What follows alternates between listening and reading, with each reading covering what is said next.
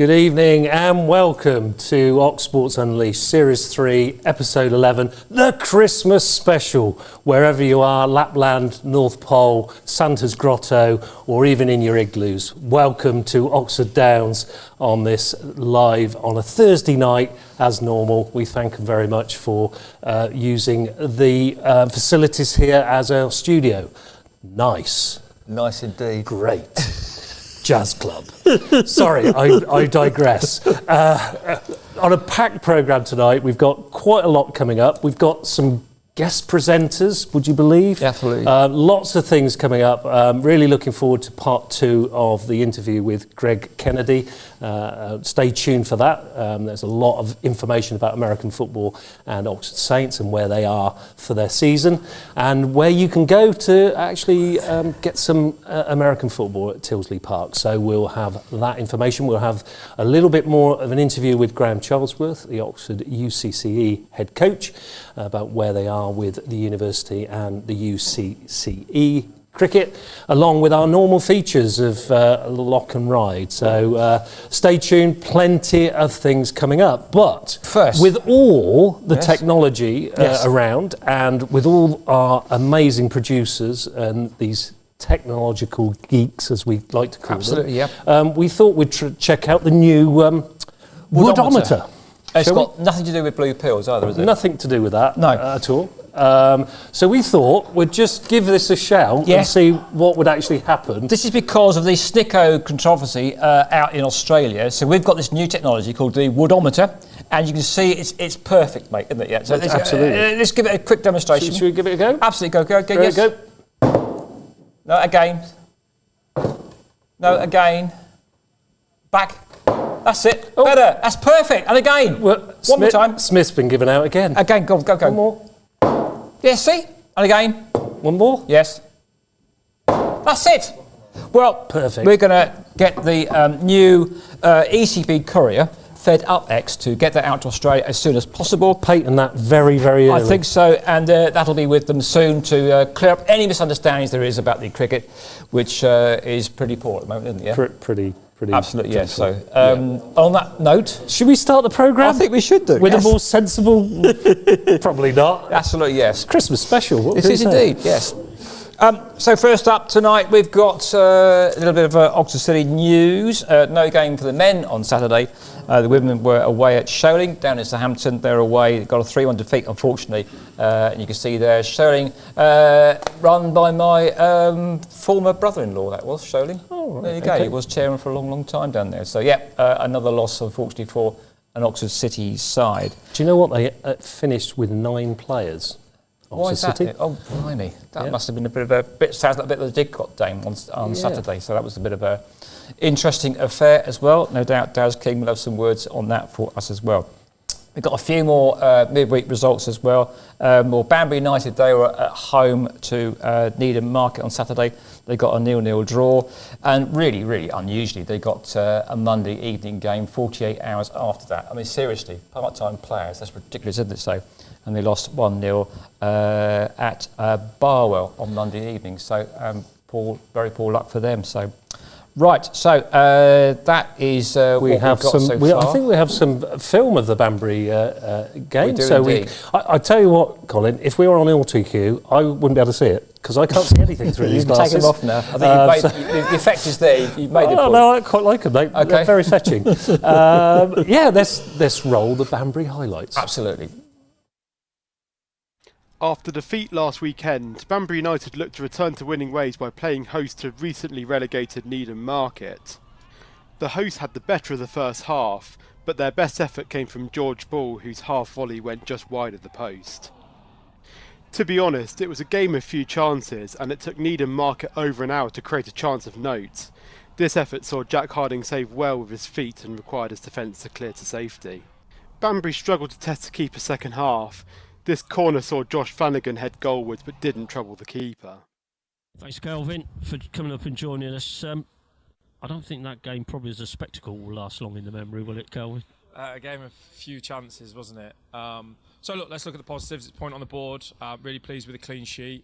More minutes into more lads. We hadn't been great over the last couple of games. I think we were much better today. Needham, look, they're a good side. They're a hard-working side. They make it difficult for you. They're really well organised, and then they have a threat as well. They have a couple of quick boys out wide who cause us a few problems. But we've got Monday, so there's no point being too down and disappointed with it. It wasn't a great game, no, but a clean sheet and a point, and I'll never not be happy with points on the board. So. For me now, it's about getting the boys ready for Monday. Thanks to Dave England there, chatting to Kelvin Langmead after that 0-0 draw. And it is ridiculous. They had 48 hours to recover as part-time players. Then we were back on the pitch yet again. A 1-0 loss against Barwell. So, Woodsy, what's coming up next? Yeah, looking forward a little bit later to a live midweek roundup with Lock and Ryde, so stay tuned for that. Obviously the interview with Greg Kennedy and Graham Charlesworth, so lots coming up. But if you want to get involved with Oxsports Unleashed, please do get in contact with us, whether you've got a clip or you want to produce a show, do some interviews or be a camera person, then please send us your information and send it to oxsportsunleashed@gmail.com. As you can see, we do have a little bit of a fun on a Thursday night, especially when we got some special events going on. So please, like I say, any funny clips, anything from your club that you want to for us to showcase around Oxfordshire grassroots sports. There's that email again, oxsportsunleashed@gmail.com. That takes us to our normal roundup of fixture focus with Lock and Ryde, or as I like to call them, Rudolph and Blitzen. Right, we've got a bit of a dodgy week weather-wise coming up, so I'm just hoping that the games won't be called off. But weather permitting, Mr. Patrick Lock, what have Oxfordshire fans got to look forward to as you give them their fixture focus for the coming weekend, sir? Yeah, so Oxford United obviously spoke about their tough times in recent weeks. They've got a trip to Charlton Athletic in the Championship on Saturday, 3 p.m. kickoff at the Valley. Oxford City, they've got one of their longest trips of the season the weekend before Christmas. They head up to Spennymoor Town, although I have to say it was a reverse of the last season where Spennymoor made the trip to Oxford the week before Christmas. So, probably... City paying for that. Banbury United, though, they're at home on Saturday. They host Stratford Town in the Southern League Premier Central. Didcot Town are on the road, slightly more local, but not saying much for their recent trips. They head to Malvern Town in Division 1 South. And finally, in Division 1 Central, Tame United have a much more local away game. They head a couple of junctions down the M40 to Marlow in that division. On Sunday, well, there is no football on Sunday. All of our women's sides have finished for 2025, so no games there, and they will all return to action on Sunday, January the 4th. So where are you going to be on Saturday? Are you going to be on your sofa again, sofa surfing, going out for a run, or are you going to go and watch a bit of football? How much I'd love to, I don't think I can justify a long trip up to Spennymoor the weekend before Christmas. Did it last year, 4.5 hours each way if the traffic is nice. So the weekend before Christmas, the roads will probably be a lot busier. So probably won't make the trip there. Not really decided yet at this stage. Maybe go and find a local football game. Probably depends on the weather, though, to be honest. Well, and depends on my Christmas shopping as well. Depends if I've got some urgent last-minute bits to get off Amazon or something. Okay, well, there is plenty of good football to look forward to in Oxfordshire this coming weekend. Get out there, please. Do support your local non-league side. Darby, though, for myself, Colin Ryde and Patrick Lock. That's it for this week with our review of Oxfordshire's football last weekend. I don't know how I've seen through these. I don't know. Could go badly wrong this, but I'll take these off so we can see what we're doing. Right, that was fixture focus for this coming weekend, but we've got a festive fixture focus to tell you what you've got to look forward to in the non-league local leagues on this Christmas period, because 2 games on Boxing Day, and the first one is mine. Okay? Kind of my derby, isn't it? It is a bit, yes, because my hometown team, Southampton, are at the Oxford United Stadium, taking Oxford. Mixed emotions about that one, because Oxford United find themselves really at the wrong end of the table. Southampton are sort of mid-table at the moment, so I don't want to see Oxford United go down, but then I don't want to see Southampton lose. So it's a bit of a trauma. You'd have the same thing if Oxford City were playing Tottenham, wouldn't you?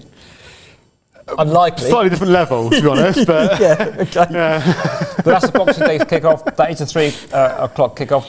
Where will you be, young man? Because you're going to revive your fandom, aren't you, with Oxford City? I'll be about 2 miles up the Ring Road, I think. Okay, good. Yeah. Although a couple of hours earlier, it's Oxford City at home to Merthyr Town. Merthyr Town flying in the league at the moment. They've I probably should have looked at my stats before doing this, but they've won quite a few in a row. They're up in the playoff positions, but City's last game was against Darlington, who were up in the playoff positions, won a load in a row, and they beat them 5-1, so who knows. But yeah, if you're looking for some Boxing Day football, that's at Court Place Farm, 1 o'clock kick-off. Plenty of tickets still left, I think. So So the Oxford United game is sold out as far as I know. So that's been the case for I think most of this season so far. So there you go. And you've got to be a member now to get tickets. You can't just rock up to the box office and just expect to walk in these days.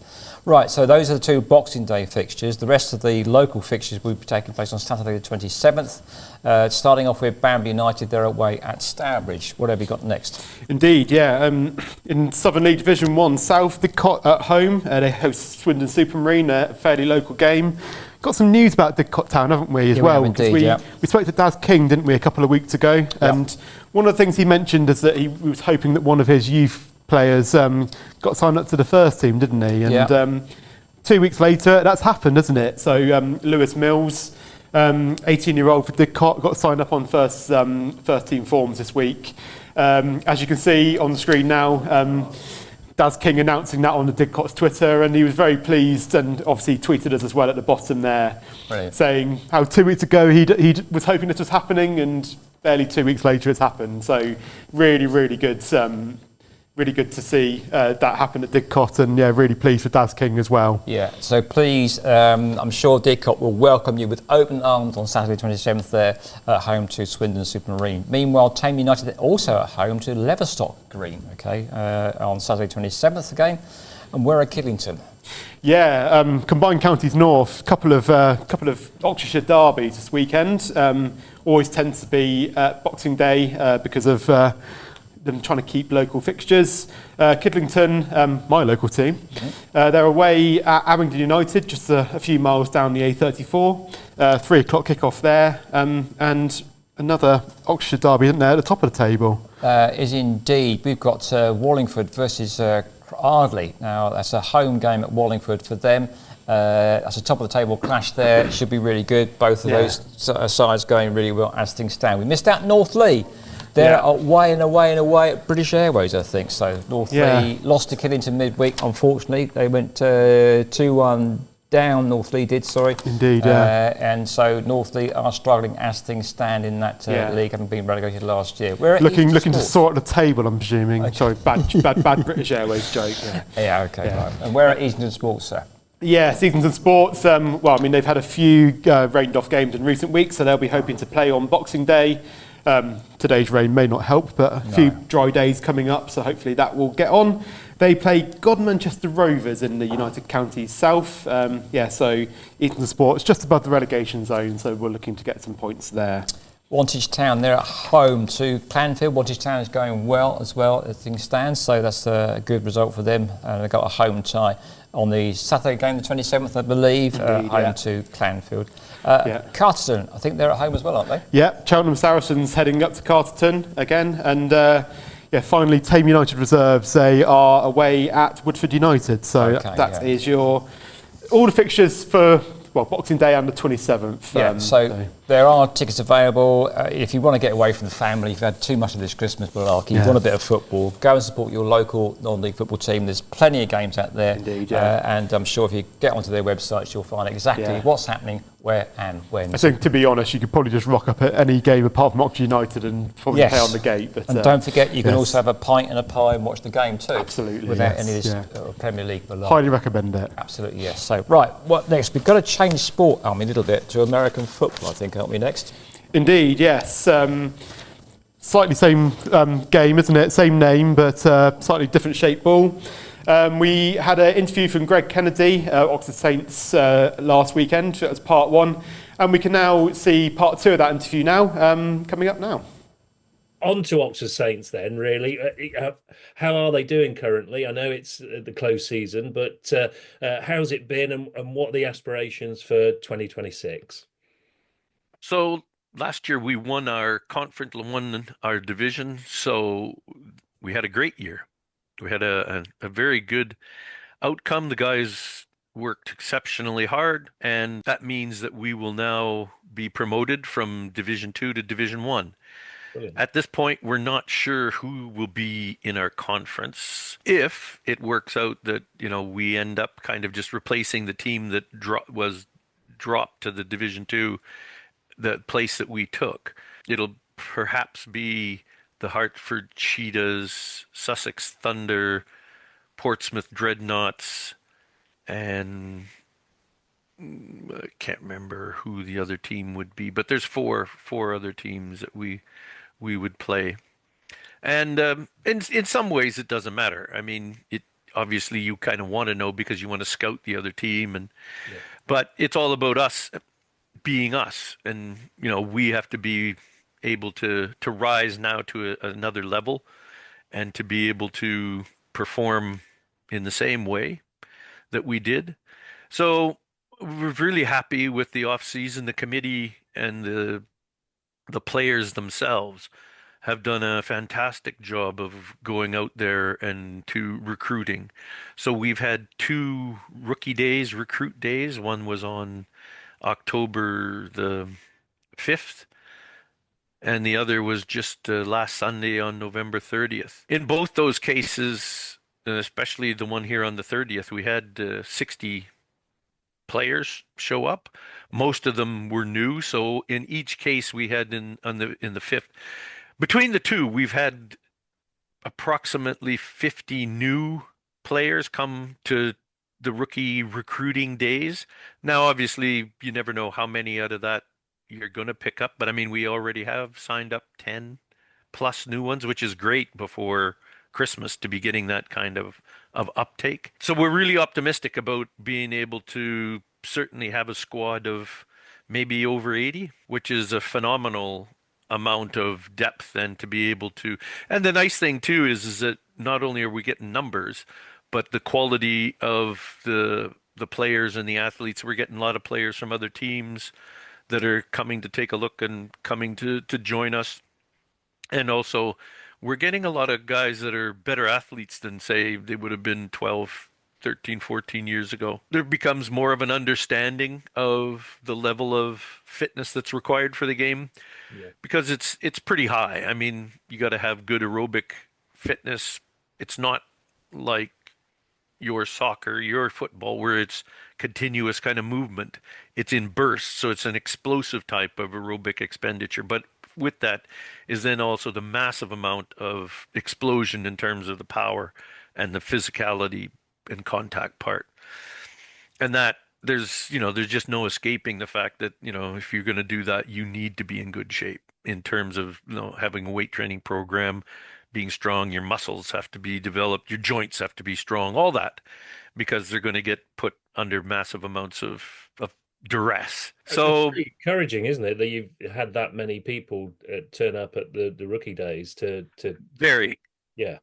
Yeah, and I mean, we've got a great sponsor in the Burnout Barbecue up in Summertown, and they have been a fantastic kind of promoter and supporter of us and helping us to get, that kind of a sponsor that, makes sense, like gyms and things like that to the sport. And guys like to eat. So it's a good thing to have a sponsor where it's a great place to go and eat.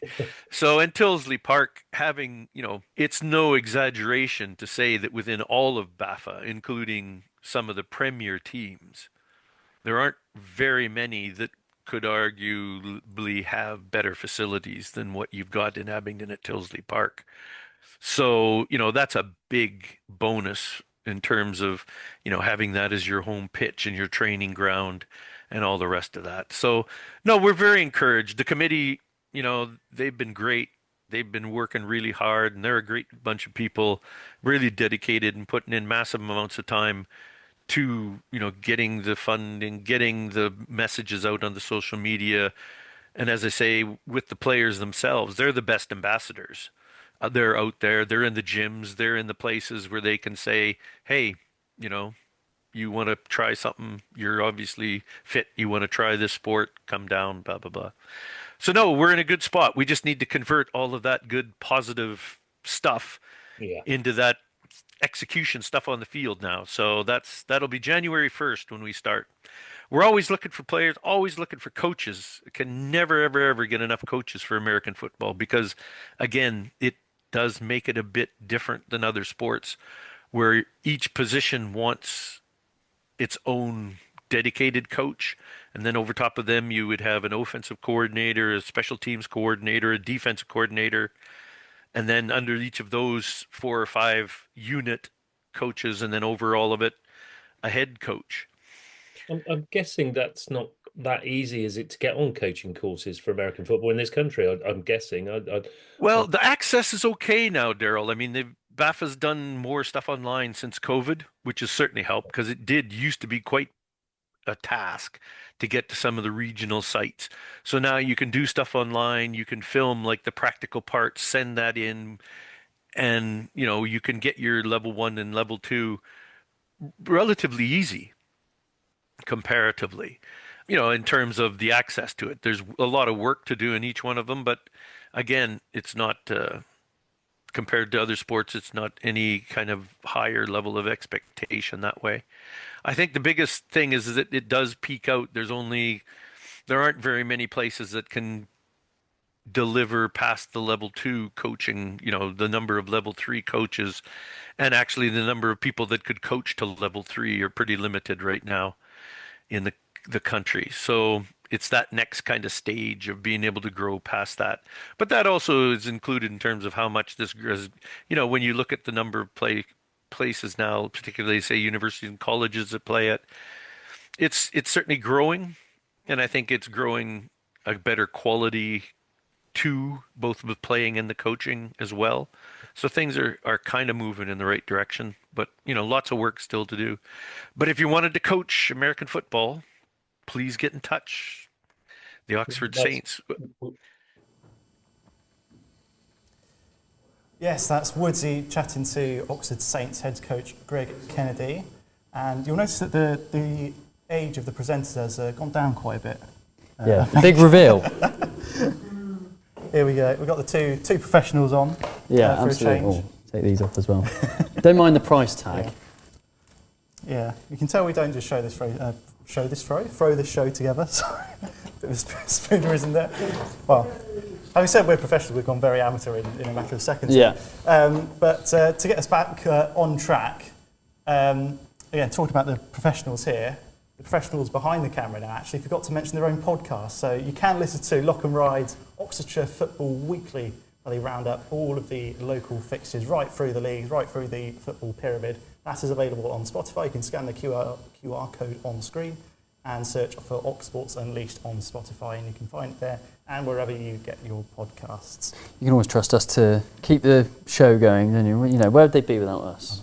It's not like we do most of the work behind the scenes. Sticking with similar shaped, sort of, or slightly different game. Different features and slightly different game. We're moving on to rugby, where Chinnor have been in action. They were travelled to Cambridge last Saturday, a thumping win for them on their travels. They've won 5 out of the last 6 games now, so really good run into Christmas for Chinnor. And as I say, they travelled to Cambridge, where they beat them 55 points to 15. It was an early Christmas present for Chinnor last Saturday, as they thumped Cambridge 55 points to 15. Conditions at Grantchester Road were much improved from the previous week, and it didn't take long for Chinnor to secure the first points of the game. Sam Hanks, returning to the side, sliced through the defence for a clinical opening try. Early profit from Cambridge. Chinnor's momentum didn't stop there. Winger Toby Cousins got in on the act, outpacing the Cambridge back line to extend the visitors' lead, with Nathan Chamberlain converting. Toby Cousins, and that wasn't much of an opportunity. But the hosts weren't going to lie down. Ed Timpson crashed over for the home side's first try, with Jack Dory-Palmer following suit just 3 minutes later. At the midpoint in the first half, Chinnor reclaimed the advantage. A well-worked drive finished off by Luke Thompson gave the visitors a slender lead going into the break. Forward they go, inexorably towards the line. Kick to touch, says half-time. Enough is enough at the moment for Cambridge. Then the match went all Chinnor's way. Shortly after the restart, forward Kai Owen powered over to build daylight between the sides, and from there Chinnor's forwards started to dominate. Shape of Kai Owen at the bottom of all of that. Yeah, the big loose head has come up trumps. He's got his hands in the air. Alan Walker, a mere 5 minutes after being subbed on, broke through the Cambridge defences to score his 90th career try. Left hand side, there is Alan Walker. As if to respond to your comments, Alan Walker goes, his arms are aloft. Luke Carter's dart to the line following a scrum then handed Chinnor yet another 5 points, while James Borton scored not once.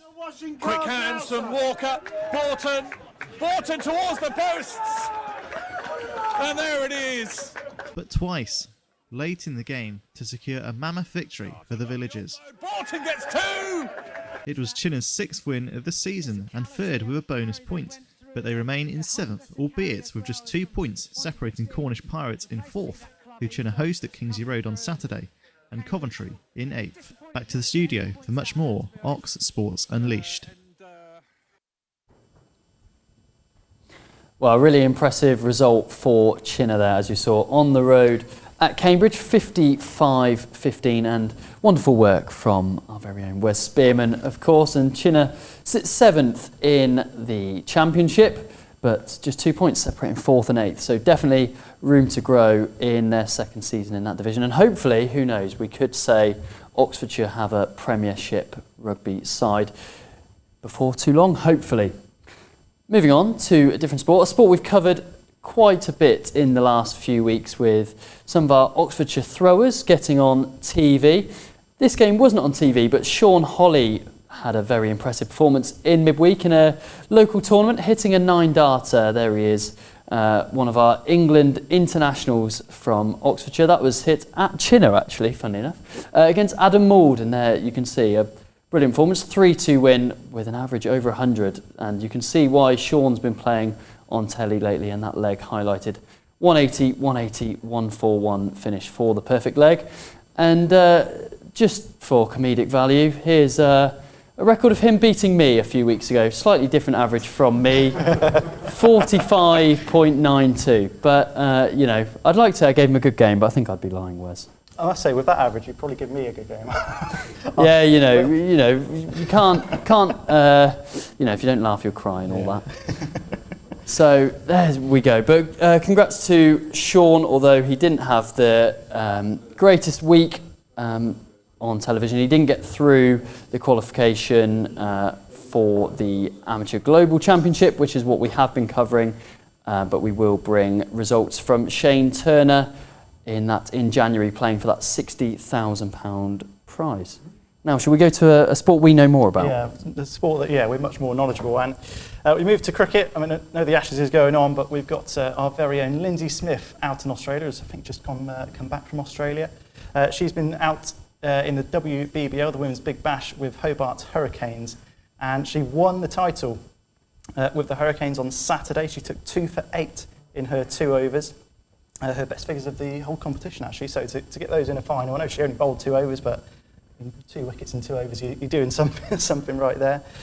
She ended the competition with 15 wickets, the 5th most in the entire competition, the 2nd most for Hobart Hurricanes, and it caps off what has been a pretty excellent year for Lindsay. Back in the England side, performed really well in the World Cup, the 50-over World Cup, her first 50-over World Cup. I think she played a couple T20 World Cups before, but obviously won the 100 as well with Northern Superchargers at Lords. So, yeah, two titles, a World Cup appearance under her belt. So a pretty good summer for Lindsay Smith. Yeah, she's got a really good record, particularly in T20 cricket, hasn't she? I remember seeing a stat, I think it was earlier this summer, that she had X amount of games in a row, taking at least 1 wicket, which is impressive when you've only got 4 overs maximum to bowl. But one of our other players that have been playing in franchise competitions is Ben Charlesworth, Gloucestershire's Ben Charlesworth. He was playing in the Nepal Premier League. There's that picture that we've had for about 6 or 7 weeks on the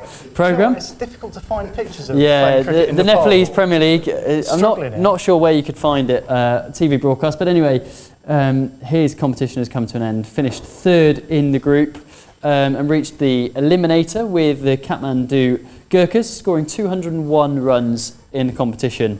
Strike rate of 125, so 7th most runs in the competition for Ben, and the most in his side as well, so must have been an impressive display with some big names out in that competition. There seems to be kind of big franchise competitions everywhere now, doesn't there? So even in Nepal, good performances from Ben. Yeah, and sticking with his Gloucestershire teammate Matt Taylor, the left-arm seamer, he played 2 games for the Pokhara Avengers, and again we've had that picture for a few weeks now as well. Matt Taylor took 4 wickets across 2 games, only featured a couple of times as Pokhara. They finished 5th in the end, so just missed out on the playoff places. But still, it's again good to see these players getting opportunities in franchise cricket. I know perhaps they're not the big names like the Big Bash and the ILT20 that's going on at the moment, but it just shows that, as we said, there's so many franchise opportunities now, and it's only going to make these players better. And I think it was only a couple of years ago that Gloucestershire won the Blast with Charlesworth and Matt Taylor playing quite a big role in that as well. So good to see they're getting their comeuppance, I suppose, if that's the right word. Yeah, I think the key word being franchise as well. These are good opportunities for these players to make a decent living, to set themselves up for the future, particularly Ben Charlesworth, still young in his career. And sticking on the Charlesworth name, good segue. I spoke to Graham Charlesworth a few weeks ago about the cuts being made from the ECB to the UCCE programmes in which combined universities of 6 cities across the UK, one of them being based in Oxford, between Oxford University and Oxford Brookes, which Graham Charlesworth is head coach of. With funding cuts the last few weeks, he spoke to me about the struggles that young players will potentially face going forward.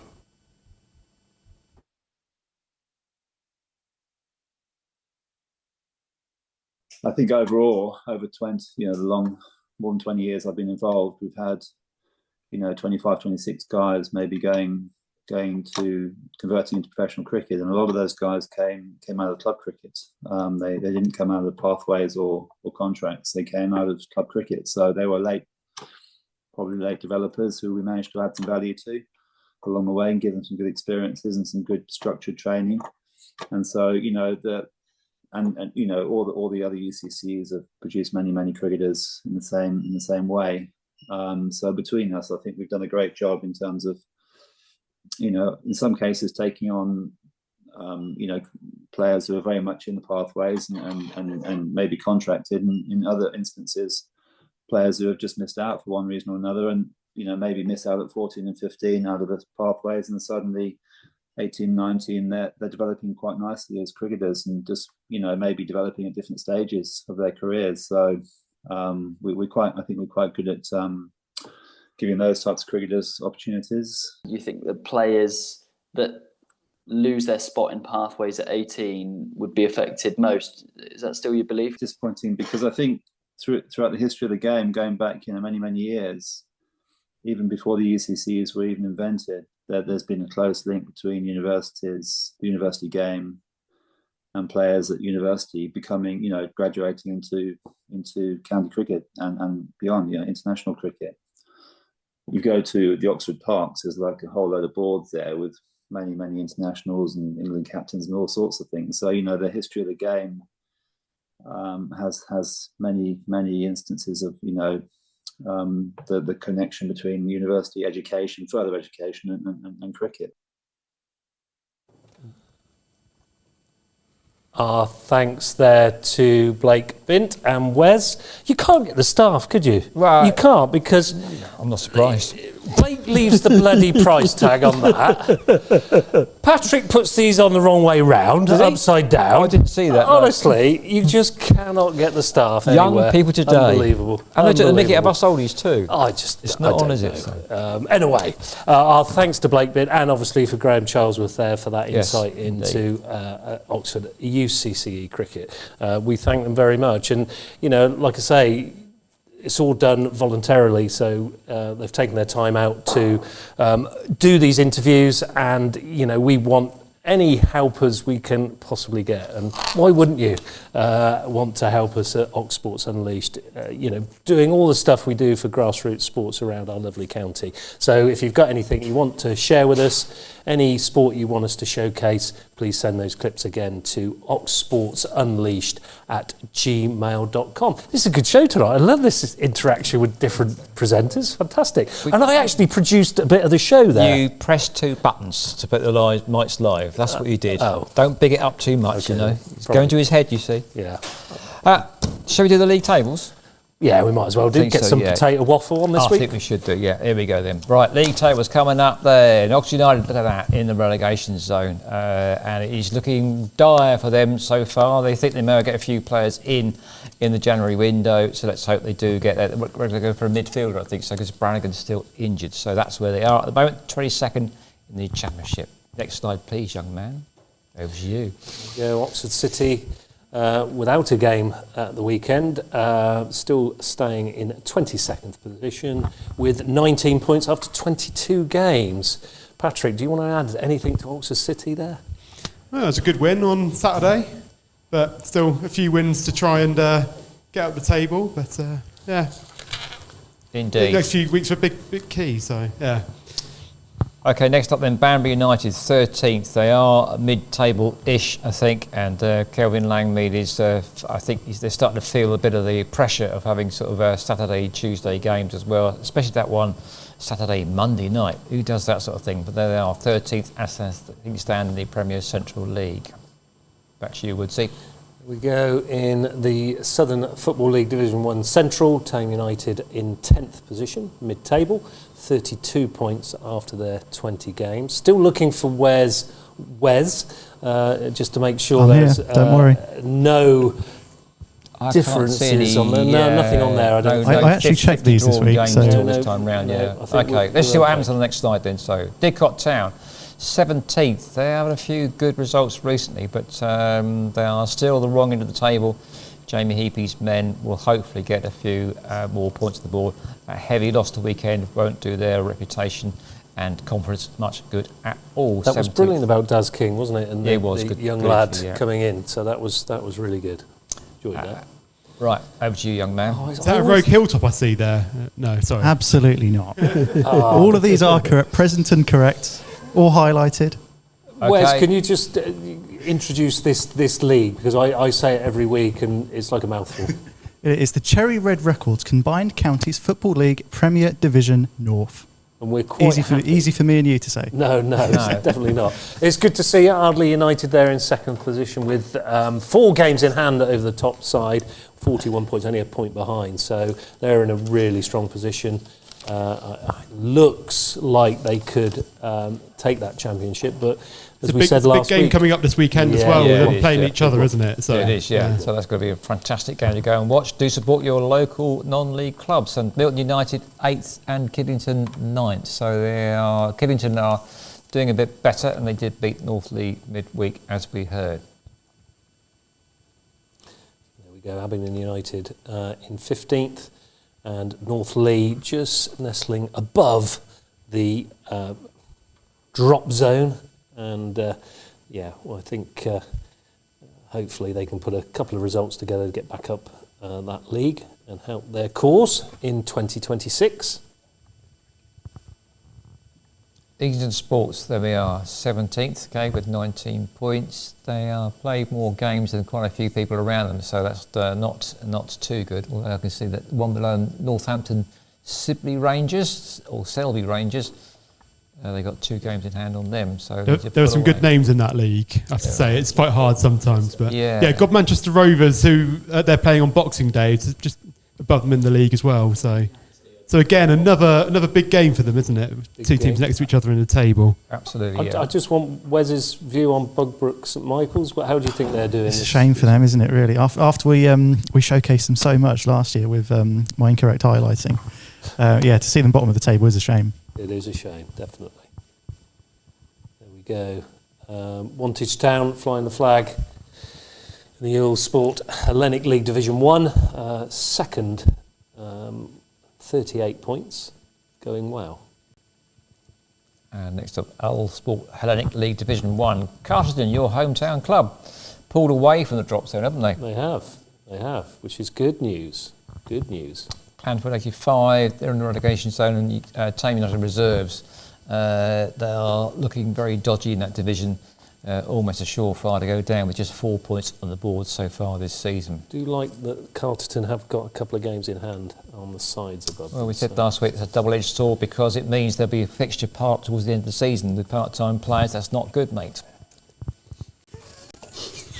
There's a lot of potato waffle this, isn't there? National League and Oxford United ladies, 7th position with 17 points.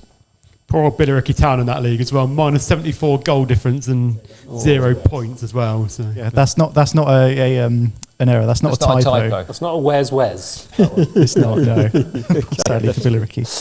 And in the Women's National League, Division 1 South West, Aberdeen United in 4th position. They have gone up that league just a tad. So well done to them. I say, Darryl, you're doing very well to read these through your glasses. I don't know why I kept them on through that when you couldn't see me, guys, but I did. Obviously getting accustomed to it. You are, yeah. Oh, there we go. There's one more to... Yeah, Oxford City Women in the Southern Region Women's Football League Premier South. Oxford City Women are currently 7th with 12 points on the board, having played 8 games so far. Just starting to catch up on league games now, aren't they? After a few cup games early in the season, saw them a bit behind, but yeah, indeed, catching up. I'm doing okay. Where are these voices coming from, by the way? We're not even on screen, are we? Don't know where they are actually. It's very scary. Lurking in the background. It's good to have more waffle from other people. Absolutely, yeah. Quality waffle, mate. There you go. And no Wes this week, so no. that was the disappointing, but there we go. Our thanks to Wes for doing that and putting that together, and again, you can't get that anywhere else, so it's all here at Ox Sports Unleashed, as is our next part, which is our results service, again put together by Kieran Bushnell and Wes. Again, we thank them for doing that work. It is quite a task, to be fair, to get all that information. So here's our results from last weekend.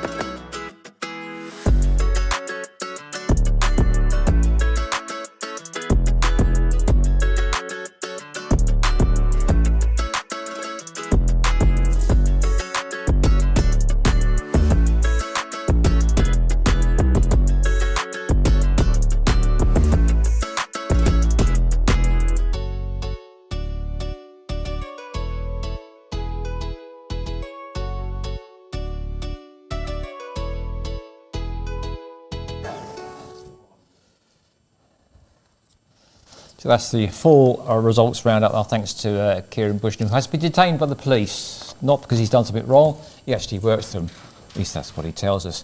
Right, next up, we've got some good news that Oxford Senior Cup, because Oxford United have been drawn Oxford City in the Senior Cup. Fantastic game, again, that's coming up. And I think it's a date there, quarter-final. Date and tickets details to be confirmed. It will be down at Oxford City's M Group Stadium, though, so it's a good competition. And you see a lot of the youth team players of United cutting their teeth against what should be a very competitive Oxford City side. And I think Tame United won it last year, I believe, so, or retained it, I think, so they've done very well recently in that. That's a great local derby. Again, we're here to try and promote local sport. Right, we've got a bit of sad news to do with next, Blake. Yeah, it's been an action-packed show, and we've still got our best moments of 2025 and our Oxsports Unleashed bloopers to come. But firstly, it's time in our last show of 2025 to shine a light on those that we've lost from our clubs, valuable members of Oxfordshire clubs over the year, from many years gone by, those that we've lost in 2025. So thank you to Kieran Bushnell and Wes Spearman for putting this together.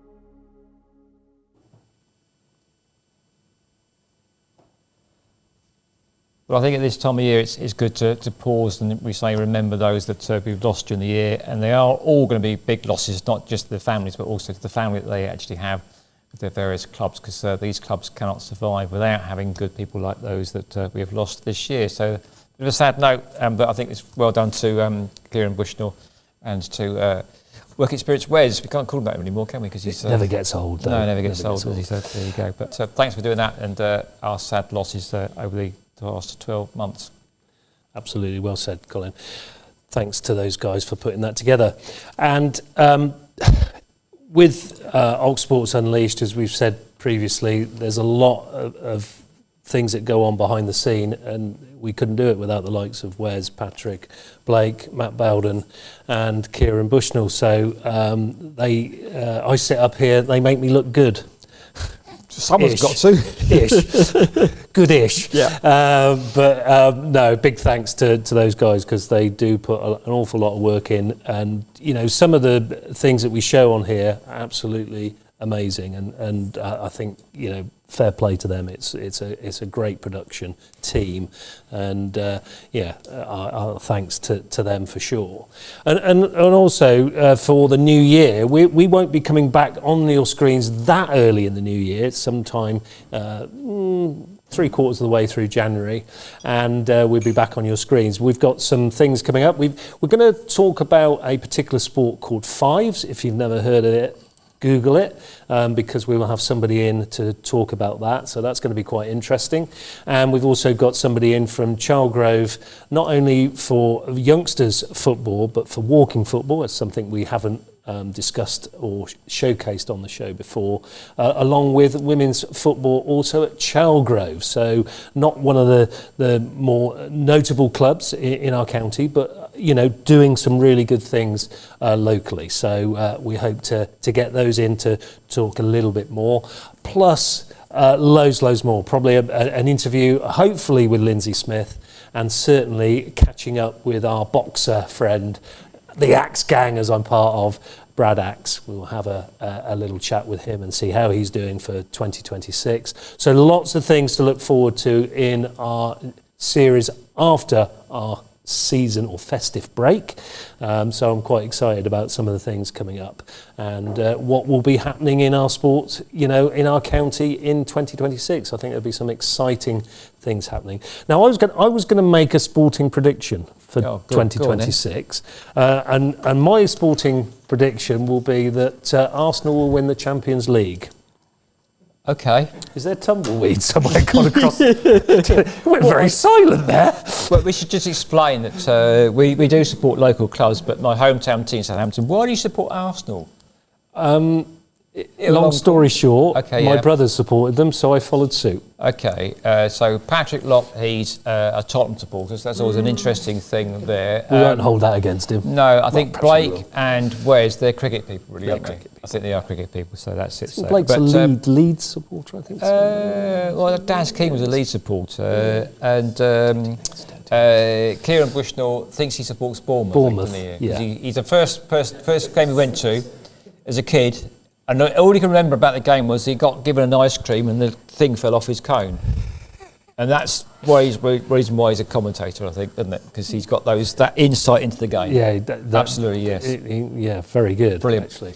I mean, that is about it for most of the sport that we've covered over the last 12 months. We've got our best bits and bloopers reel, as Blake alluded to come up just very shortly, which is well worth a watch, quite amusing. And it shows what we have actually done over the last 12 months. It's been a real rollercoaster ride. It really has. But we've showcased so many sports. I've really enjoyed learning about new sports, but also interviewing some people, local legends actually. We started this series with Amelia Bartram from Italian cricket. We found out a little bit more about that. So loads of different things we do showcase and bring to you. So we hope we've given you some enjoyment over the last 12 months. So let's have a look at our best bits, because we don't just throw this show together. Oh, yes, we do. Good evening, welcome back to Oxsports Unleashed. I want to make it to F1, and the steps for that are from karting to F4, and then F3, then F2, then F1. I don't think they're the only one in the club who's not still on some level of high from that win. A nice crop of older horses, which is more important, I think, for a young trainer. Live from Perth. This is right. This is incredibly heavy, isn't it? It's a 10-kilo mug. For me, Dennis, thank you very much, and just what anyone says to me. Pretty good. We talk about the W on the back. So make a W. Look at that. I was actually doing the W. Lock, Line and Ryde, or as I like to call them, Mo, Larry and Curly. Venkman, Stance and Spengler. SpongeBob, Patrick and Squidward. Shrek, Fiona and Donkey. Buffy, Willow and Xander. Sonny and Cher. Batman and Robin. Frankenstein and Dracula. Abbott and Costello. Baz and Kesey. I was pretty happy with it. I think there's a lot of room to improve. A lot of things to clean up on in the Red Bull. but it's trending in the nice direction. She's been a very successful horse for us, loves the mud. He looks to have settled in very well, don't you? Apart from pulling your shoe off. All season, the support's been amazing.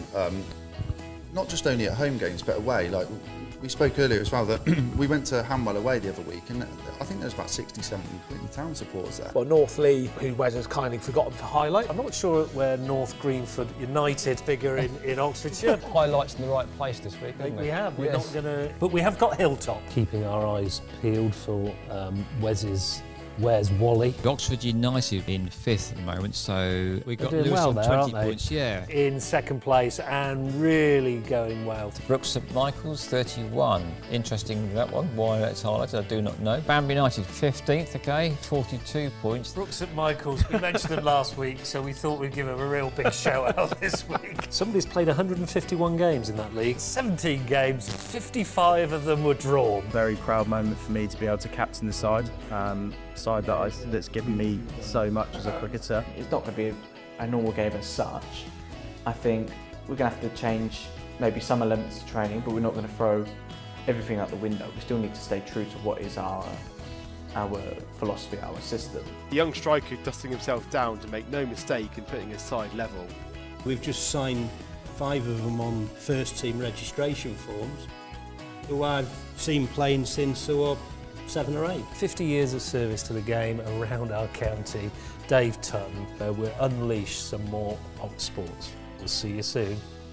Bye for now.